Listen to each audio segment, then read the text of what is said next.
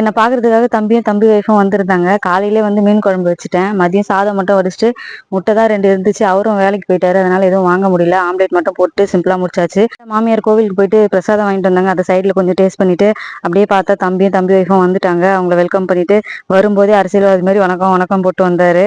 இது எனக்கு 9th month. Second பேபின்றதுனால வளகாப்பு எதுவும் போடல. தம்பி வைஃப் வந்து வளையல் வாங்கிட்டு வந்து போட்டு பூவெல்லாம் வச்சு ஒரே எமோஷனல் மொமெண்ட் கிரியேட் பண்ணிட்டாங்க. இந்த ஃபுல் பிரெக்னன்சி ஜேர்னில ஃபர்ஸ்ட் எனக்கு வளையல் போட்டு விட்டது என்னோட தம்பி வைஃப் தான்.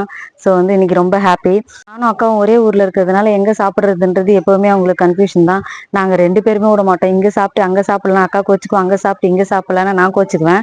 அதனால கொஞ்சமாவது சாப்பிட்டு போ, நான் வச்ச மீன் குழம்பு சாப்பிடாம இன்னைக்கு உன்னை விட மாட்டேன்டா அப்படின்னு சொல்லி வச்சு சாப்பாடு போட்டுட்டேன். சாப்பாடெல்லாம் ஊட்டி விட்டு இன்னைக்கு ஒரே பாச மழையை பொழிஞ்சிட்டாங்க. இன்னைக்கு ரொம்ப சந்தோஷமான நாளா இருந்துச்சு.